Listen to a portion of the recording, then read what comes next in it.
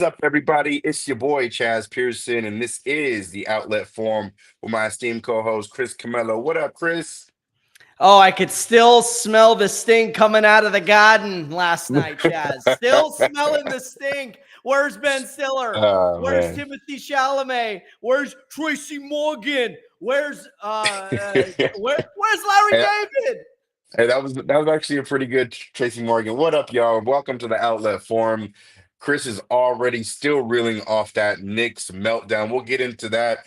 We'll get into the Western Conference Finals. We'll get into Giannis and his big meeting with the Bucks that's coming up. Where is he going to play next? And we'll even get into some awards that were finally announced with SGA winning the league MVP honors and first defensive team and second and third all being announced as well tonight. But first, Chris, we got to get to that game tonight. Mm, OKC absolutely dominated in this win, 118-103 over the Minnesota Timberwolves, take a 2-0 lead in the Western Conference Finals. SGA had a signature moment in the game where he was honored with the league MVP in front of his home crowd for the first time. And gets 38 points, makes shot after shot, keeps hooking Jaden McDaniels over and over, forces a flagrant foul on him because he just got so tired of getting hooked and not non-called. And every call SGA baits he gets for the most part. We'll get into a little bit of that as well. But let's get into this win, get into this game.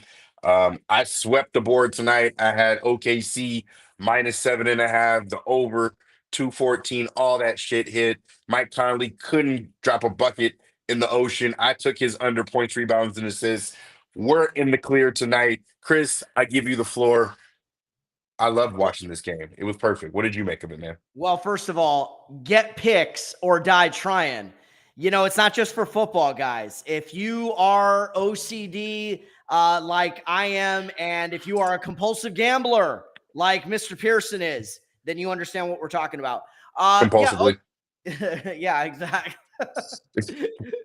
uh, so OKC, yeah, this really wasn't a shock. First of all, I had them coming into the series probably going to win in six, and I'm going to hold to that. I'm not going to overreact. I know everyone's going to say, "Oh, the series is over." It might be. However, at the same point in time, give Minnesota some credit tonight. They looked better in spots. I liked how they played in the fourth quarter. However, I think what you're just seeing right now is they're being outclassed by a better opponent. The advantage that Minnesota had in the first two rounds was what, Chaz? It was their size, right? Oh It yeah. was the length Over, oh, over Golden youth State, over the Lakers. over the Lakers, and certainly over against Golden State. They don't have that advantage against OKC. OKC is a well-oiled machine. They have a long front court that's playing very well right now. They've got length and athleticism on the perimeter, and they've got now officially an MVP, Shai Gilgeous-Alexander, to offset what Anthony Edwards brings to the table. What you've seen in these first two games from Oklahoma City, just consistency. That's what it is. And even though Minnesota's been able to keep the game close at times, we've seen Minnesota play two very good first halves.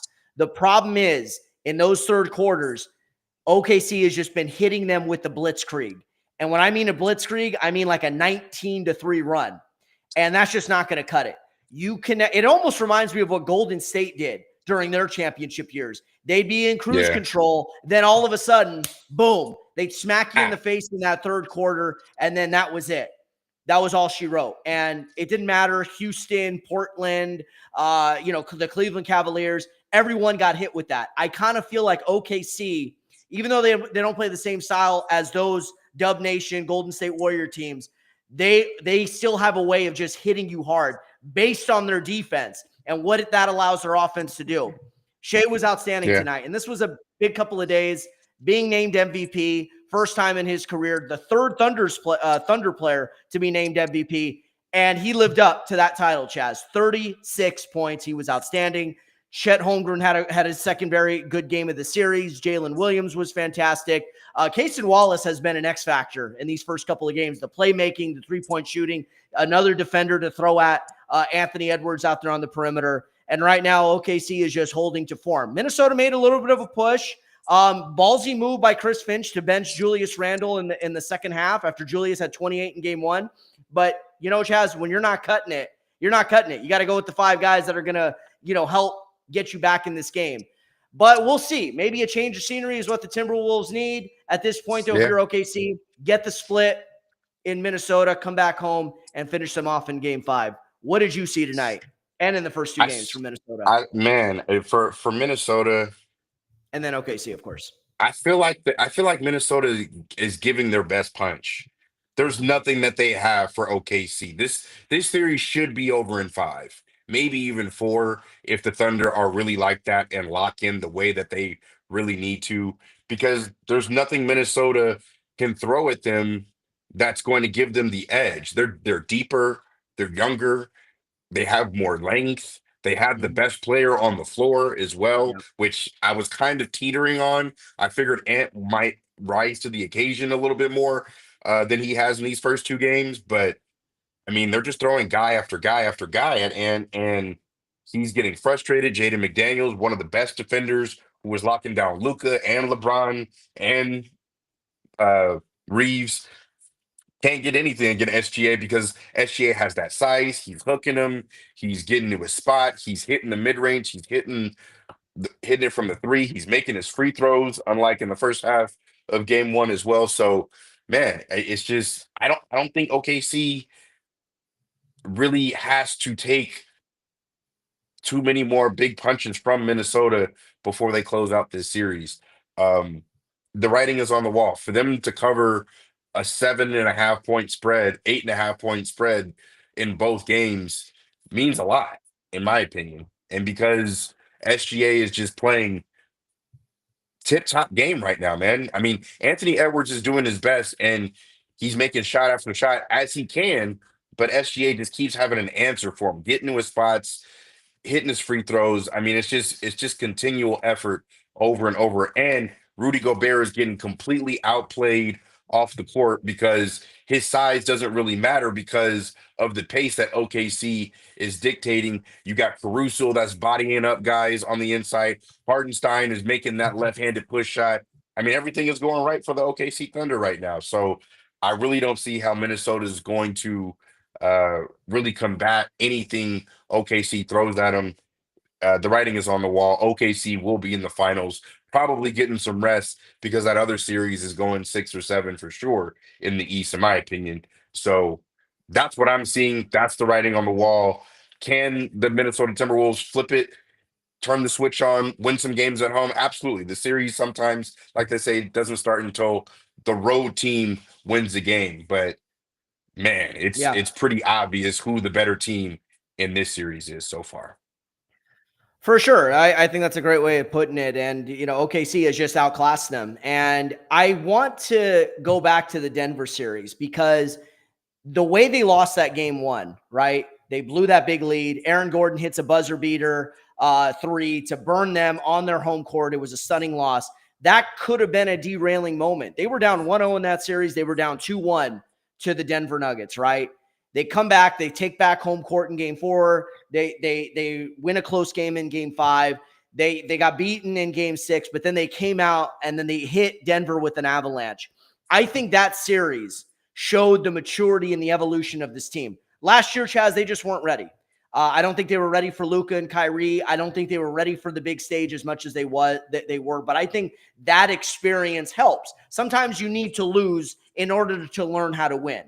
And I think that's what we've seen from Oklahoma City. And we've seen the maturity. We've seen the poise. We've seen a lot of that stuff. And I think Shai Gilgeous-Alexander has established himself as a true star. And I know the criticism, he gets too many fouls, all of that. We've been hearing this crap for years from other stars, about Harden, about Dwayne Wade, about Kevin Durant, about Jordan, about Kobe, take your pick, about Shaq, LeBron. You know, even Steph Curry, the rules have been changed because of him. Now you can't foul jump shooters. And a lot of that, well, some of that I think was the Kawhi Leonard situation when Pachulia slid up under him. But I think Curry added to that. So, I mean, we're going to hear this where, you know, our stars, is Shai Gilgeous-Alexander deserving of the star treatment? But this is what it is to be a star, man. You get the benefit of the doubt That's just what it is. It's like a pitcher who commands the strike zone. You're going to get more of those borderline pitches when you're pounding the strike zone. That is the situation with Shai Gilgeous-Alexander, and I don't necessarily think it's ruining the game. And I understand what these, what these opponents are trying to do. They're trying to bait the officials and try to get some of those calls themselves. But the fact of the matter is, even without all the foul calls, OKC is in a different class than Minnesota. Minnesota's playing hard. They have enough to win a game in this series, but they just don't have enough to win this series. Yeah, and that's kind of how the way I see it for the most part. I just don't think that they're going to be able to overcome what Mark Daigneault is throwing at him or throwing at them in the Minnesota Timberwolves because they just have the answers. They just have the guys on the wing. And I wouldn't have never thought that Cason Wallace, Wiggins, Caruso, Hardenstein would make this much of an impact on winning for the OKC Thunders in back-to-back series like they have with Denver and now against Minnesota. That Memphis series was over before it started. Memphis was unserious to begin with, even as they were closing out the series. So I didn't really count that in terms of being really impressed with OKC for that matter. But I thought that overall that OKC has been the best team in these playoffs, and they're proving it 9 in and 9 out. And on a night like tonight, taking a 2-0 lead and winning and holding serve at home, they did what they were supposed to, no doubt. Now, getting to Shai really quick, like I want to focus in on Shai because he really Sure. is doing work. 38 points, league MVP. He won over 70% of the first place votes over Jokic. Some say that he probably should have won MVP last year. Chris, what did you make of Shai winning MVP for the first time? He's the first player since Russell Westbrook to win MVP for the OKC Thunder since 2017. They've now had 4 MVPs in their short tenure in OKC in Harden, Westbrook, Durant, and now SGA. Put a little bow on this for us. What do you make of it, man? Yeah, I think it's well deserved.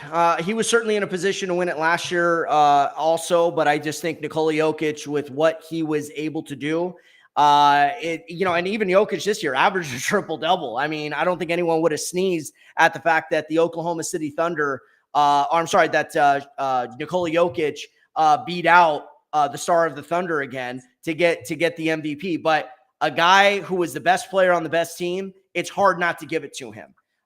He is the engine that makes that team go. So does Jokic as well. But I think at times, as we know, Chaz, the voters are not going to give it to the best player in the league year in and year out, which in my opinion is still Nikola Jokic. They are going to continue to change the definition of this award to make sure a variety of players get it, right? And the way they see it, Jokic has won it 3 of the last 4 years. You know what? SGA, 68 wins, number 1 overall seed, best record in the league. How do we not give it to this guy? We cannot snub him again this year. For a few years, it was Jokic battling it out with Embiid. Now it's Jokic battling it out with SGA. So I think he deserves it. I think he's done a wonderful job. When they made that trade, I want to go this route. When they made that trade in the summer of 2019 to get Paul George, but we all know it was not only to acquire Paul George from the Clippers to the Clippers, it was to also get Kawhi Leonard to commit to signing with the LA Clippers. At the time, I covered Shai as a rookie, and I thought he was very talented. However, we've seen talented rookies before, Chaz. The league is full of them, and a lot of times they turn into borderline all-stars. Maybe they'll make an all-NBA team, but they don't accomplish anything of real substance in their careers. This is one of the few times that the Clippers really got this one wrong for the following reasons. It's not just because they let a star get away in Shai, but you good there? Yeah. It wasn't just because they got rid of Shai. It was the fact that they also mortgaged their future along with it, with all of the draft picks that they gave to Sam Presti and the Thunder, which is going to keep this team competitive for the foreseeable future. They've got a young core, and now you're going to get cost-effective rookies or potential assets for a trade to plug the holes up on this roster over the next 4, 5, 6 years. That is the crazy part about it. And I think the Clippers thinking of the time was, this is the price to win now, but nobody's going to care if we win a championship or two. The Clippers had won 3 playoff series with Kawhi and Paul George in 5 years. 3. Yeah. That's it. Yeah. First round of 2020, first round of 21, second round of 21. They haven't won a series since. So watching Shea win an MVP and perhaps a Western Conference title and perhaps an NBA title, that can't be sitting right with Clipper fans and the Clipper organization. So this was one of the few times, God rest his soul, Jerry West, because he was part of that brain trust, he got this one wrong. I hate to insult a man after he's passed away, but you got to call a spade a spade. And he It's got not, this one. it's not insulting him. The whole organization got it wrong. You Sure. you Yeah. pick you This is picked the the risk wrong you guy. take, of course. Yeah. But also this is about like when certain things happen for certain people, you don't like you can't hate on them. You just can't hate. So the Yeah. fact that you the fact that SGA got into the situation that he needed to be in and was able to flourish. Who knows And if he goes to blossom. the Clip? Yeah. Who knows if he stays with the Clippers? If he even gets to the level that he's at right now, he That's probably yeah, does. for I sure. probably bet on the fact that he does, but you never know. The Chaz, teammates, the let me coach, throw everything. Of course. And that's the thing. You don't know how these players, and just to bring in a baseball reference, right? Because the Dodgers have gotten hammered for this. The Dodgers traded Yordan Alvarez, one of the biggest stars in the MLB right now, playing for the Houston Astros, a World Series champion, an all-star, an MVP. I don't know if he's won MVP, but he's been an MVP finalist. They traded him from their farm system to the Houston Astros to get a right-handed reliever named Josh Fields. And at the Right. time, people were like, oh, yeah, this is a good trade. Why? The Dodgers needed relief help. They had no use for Yordan Alvarez in 2017. They needed bullpen help. They didn't know 5-6 years down the road, Alvarez was going to be one of the biggest stars in the game. This is the chance you take. And at the Yep. time, it didn't seem like a bad idea. Why, Chaz? Because the Dodgers went to the World Series for the first time Yeah. since 1988. I'm talking about 2017. And had it not been for those fuckers cheating in Houston, who knows? Maybe the Dodgers would have won a Who World knows? Series. My point being is I understand the risk. But man, oh man, it really just, if you're a Clippers fan right now, it's bad enough you haven't won much with Kawhi. It's worse seeing the guy that you're dealing not only flourish in Oklahoma City, not only blossom into an elite top 5 player in the game, but now potentially getting a championship ring before you guys do. Oh God, that stings. That By a long right? shot. But guess what, Chris? And we won't spend too much time on this topic because at the end of the day, Clippers gonna clip. And this is just has been their MO from San Diego to downtown up to LA to Intuit Ooh, Dome, from Donald Sterling to Steve Ballmer. This is who they are. yeah. So it is what it is. But let's talk about some winners. Let's talk about some winners. I Uh, want winners. what the hell? What the hell? Halliburton, Tyrese Halliburton, that is, sends the Knicks home and does the choke sign to Mm. him. Reggie Miller points at him as well. I'll give you guys a little bit of B-roll so you can see it. Chris, what did you make of the Knicks blowing it, or did the Pacers take it by coming back? I mean, I think the stat was 1,446 times a team has been up by 9 with 29 seconds left, 14 with less than 2 minutes left, and you blow a lead like that to go to overtime and still can't pull out a win, lose 138, 135. Oh man. Did the Knicks blow it, or did the Pacers take it? Oh, definitely the Knicks blew it. But they blew it in this aspect. 12 missed free throws. And several of those came down the stretch. Cat, OG, all missed free throws. Turnovers. Jalen Brunson had turnovers down the stretch, Chaz. That is how you lose basketball games right there. Turnovers, rebounds. And by the way, somewhere, someplace, Kawhi Leonard is doing after seeing that shot. And of course, Reggie Miller, pay homage to him. By the way, that was from 1994. Reggie Miller, 8 points in 6 seconds in the Garden against the Knicks in a playoff series, and they stole the game. That's very in a similar fashion. But let me say this. You know what I was thinking about this morning, Chaz? I was driving to work and I was thinking about game one of last year's Eastern Conference Finals and how Indiana tricked one off in Boston. They were in prime position to steal home court. And then all of a sudden, they had a comical series of mistakes. Jason Tatum, Jaylen Brown hits big time threes. Boston forces hits a game tying three, forced the game into overtime, win the game in overtime. That derailed Indiana for the whole series. They ended up getting swept. They lost two. They blew another lead, I think, in Indiana. The Boston came back and won on again. What's ironic is the fact that Indiana has used that experience of what happened to them in the conference finals, and they have done that not once, not twice, but this is the third improbable comeback they have had in these playoffs. And this one might have been the most improbable because, Chaz, I was watching that game. They were dead in the freaking water. They were down 16 in the quarter. And then all of a sudden, Aaron Nesmith pulls a page out of 07 Tracy McGrady's book and catches fire from downtown like he's freaking Reggie Miller, right? Hit 6 threes in the final 5 minutes of this game. So before Halliburton had the opportunity to knock down that, what turned out to, at the time, we thought it was a game winner, turned out to be a game tire to send the game into to overtime. But it was Nesmith that got him to that point. I mean, he was outstanding, but it was also the turnovers, the missed free throws, kept the door open for Indiana. And the one thing we've learned, Chaz, do not leave the door open for these guys. They will burn. Do it. They did it to the Cavs in game 2. They did it to Milwaukee in game 5. These are the cardiac kids. Fear no one. And they feel if there's time left on that clock and we're healthy, we got a chance to beat you. And last night was an improbable win. And one more thing before I turn it over to you. What makes this team so probable is the fact that they have got 8 or 9 guys that they can go to off the bench, and any one of them can step up and have big moments. It was Nesmith that set him up in the fourth quarter. It was Halliburton that got him into overtime. And you know who balled out in OT? Andrew Nembhard. 7 of Indiana's 13 points went to him. He set up Obi Toppin for a big-time dunk.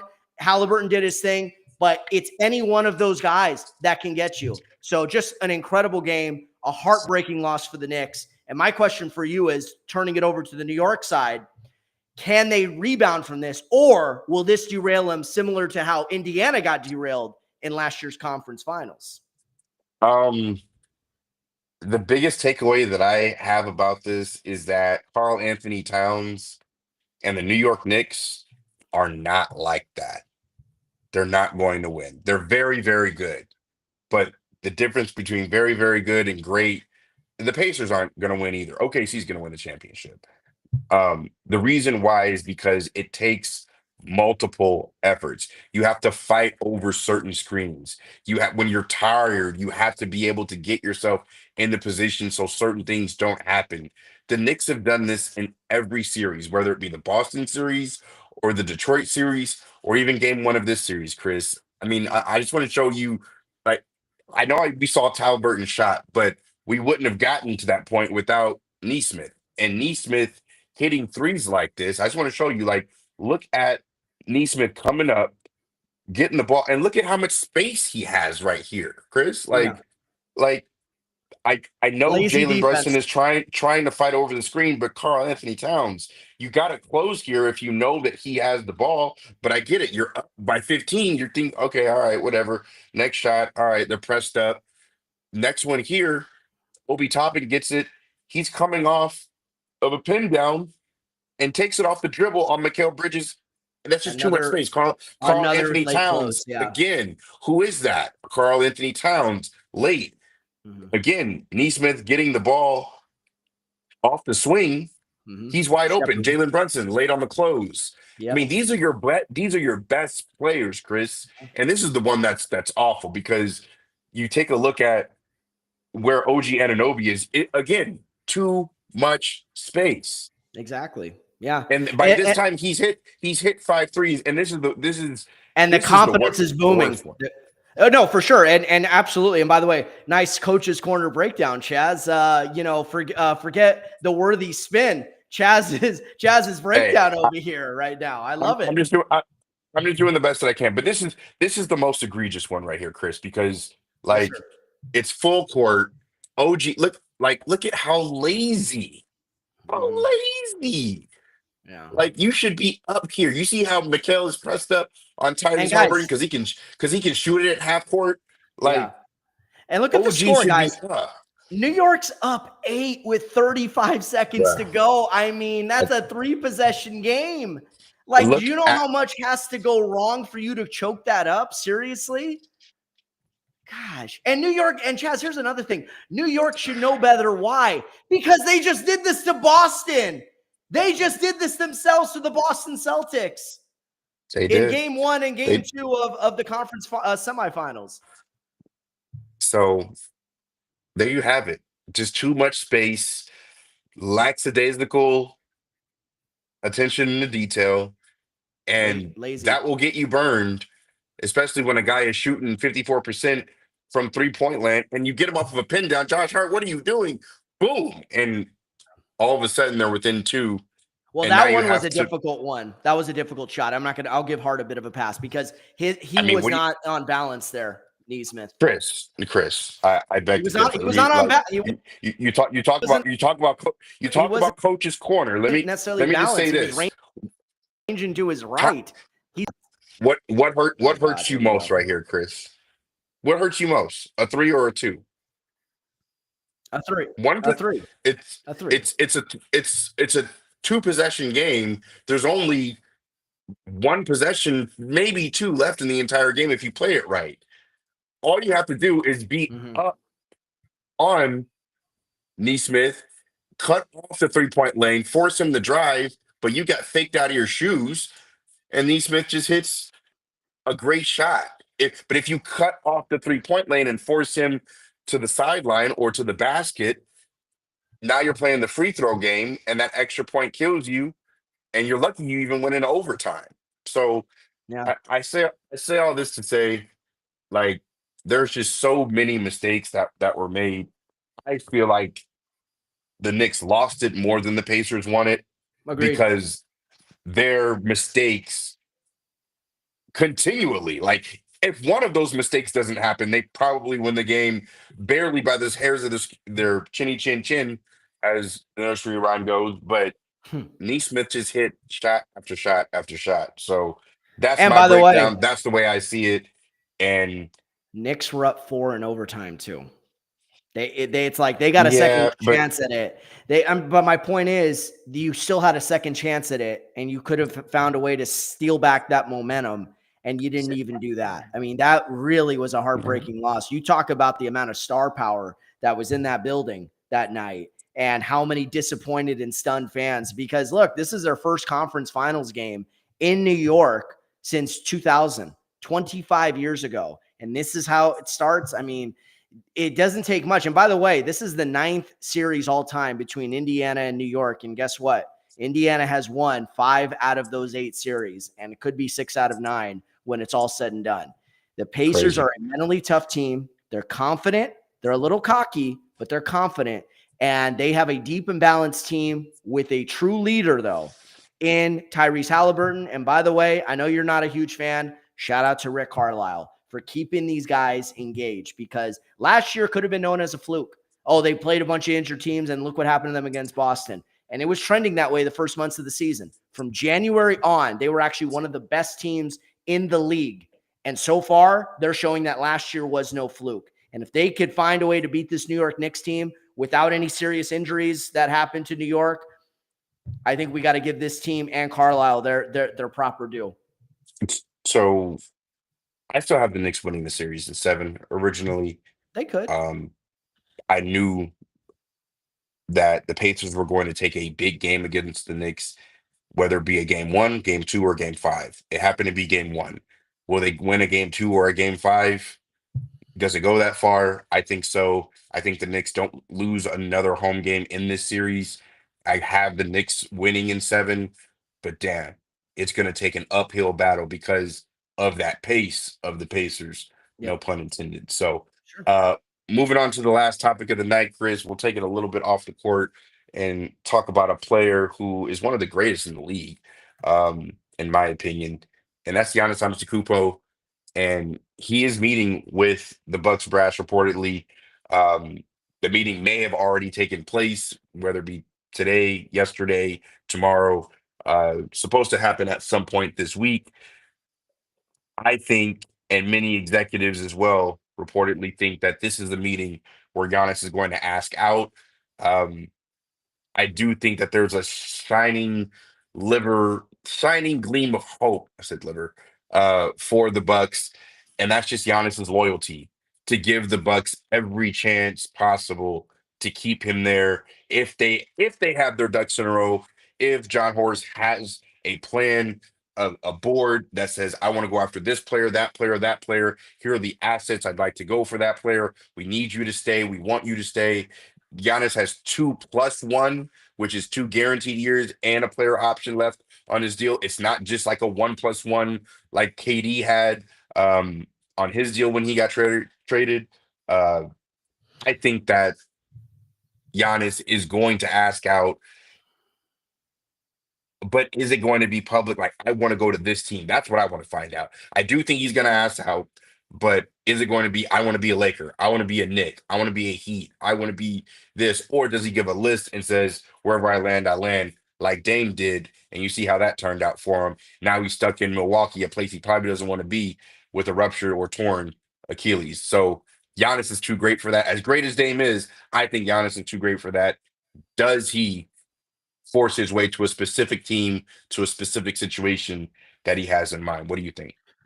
Yeah, and obviously a very important meeting. I mean, everyone's already calling this the summer of Giannis. We have seen some improbable summers in years past. We've seen the summer of KD. We've seen the summer of James Harden. We've seen summer of LeBron, et cetera, et cetera. Even Kobe had a summer back in '07. Don't forget about that. You know, that summer of '07. I have a feeling he may decide to opt out. The reason why I think he decides to stay is because the organization has been good to him in this fashion. You say, hold on, let me get that straight. He opts out, No, I'm saying or he's gonna ask out. I don't know his oh, he's going to contract ask out. situation. Okay. He's gonna ask out without a specific destination in mind.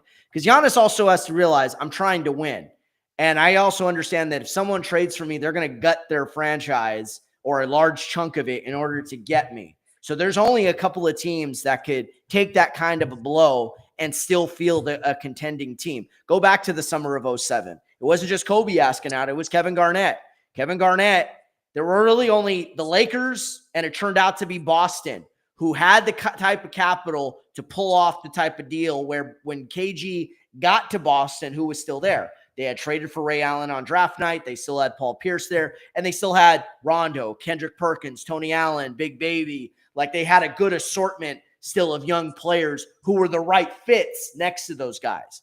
So that's what Giannis has to be leery of, because you also don't want to go to a situation where it's you and the Pips, because how is that better than where you're in now in Milwaukee, right? No doubt. The other thing too, the organization, John Horst, the general manager, as well as the ownership group, have always done right by Giannis, specifically the last 5-6 years.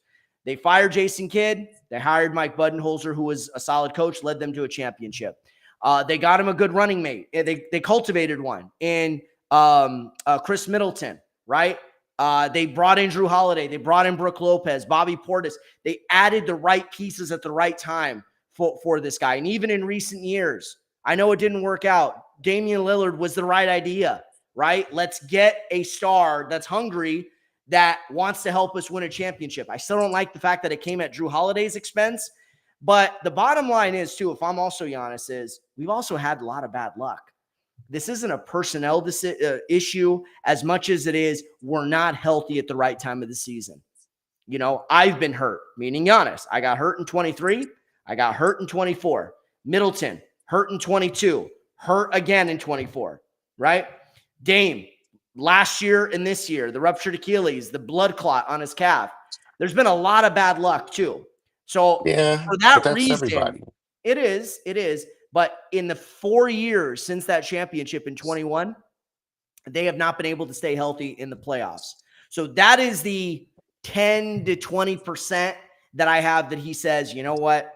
I'm going to give you guys a year to figure this out. I know it's not going to be easy, but I'm going to give you that benefit of the doubt before I demand a trade. And then I'll give you guys this summer to see what you can do for me. and then we'll revisit this next year. That's what I think could happen. The safe choice is, here's a list. I've done what I can do for you guys.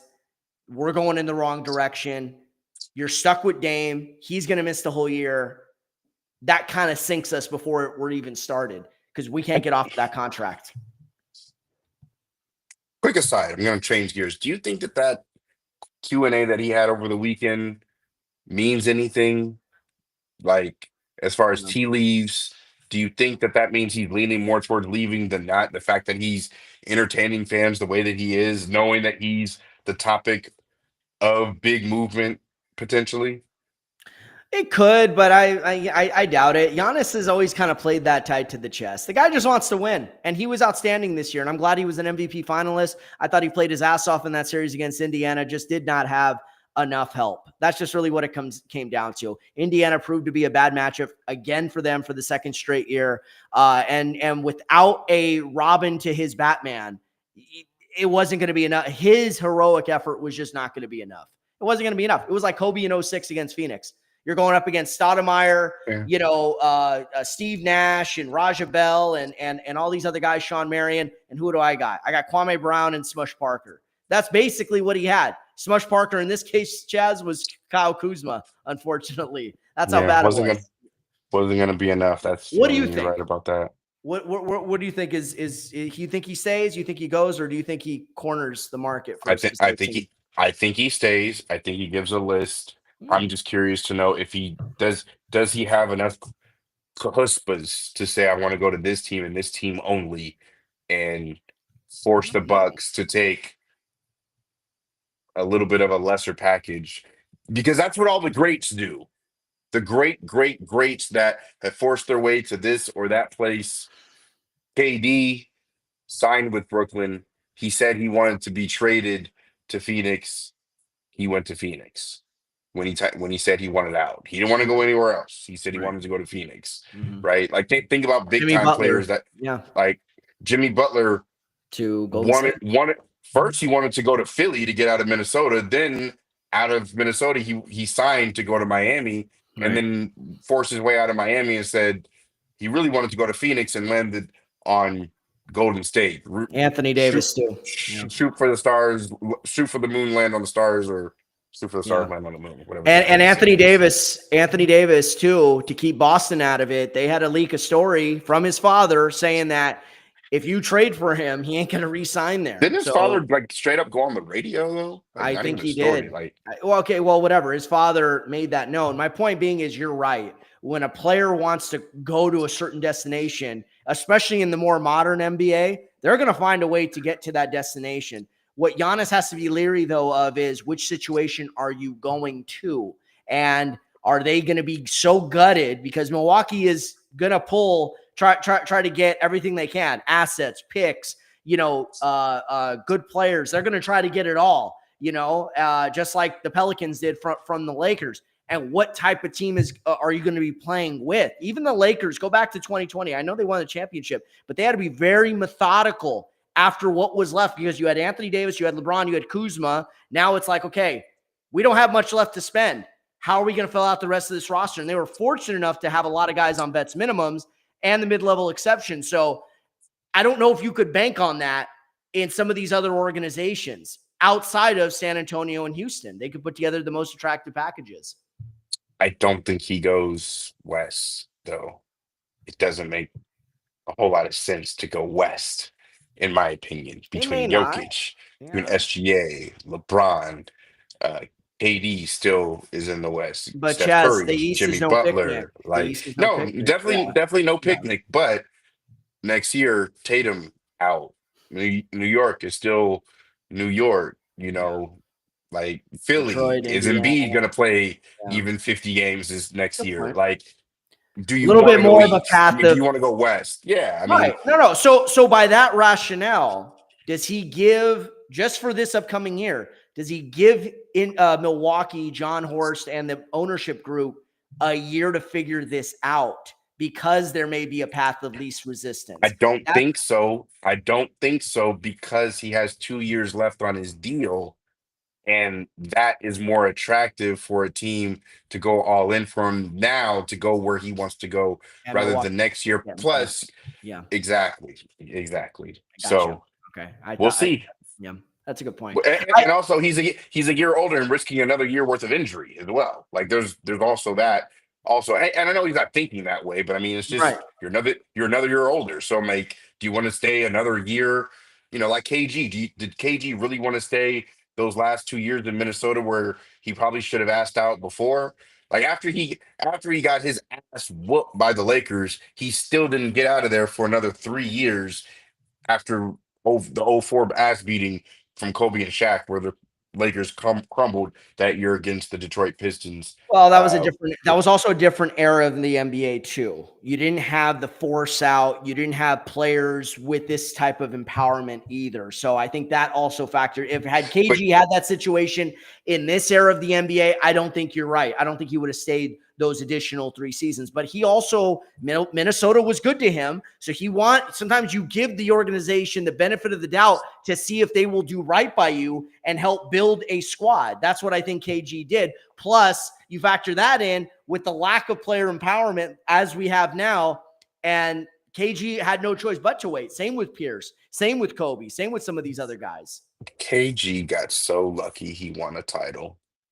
So lucky he won a Yeah, title but that that first year. Boston Because guess situation what? was still a good Dame, situation, though. Dame, it was, but Dame isn't going to win a title.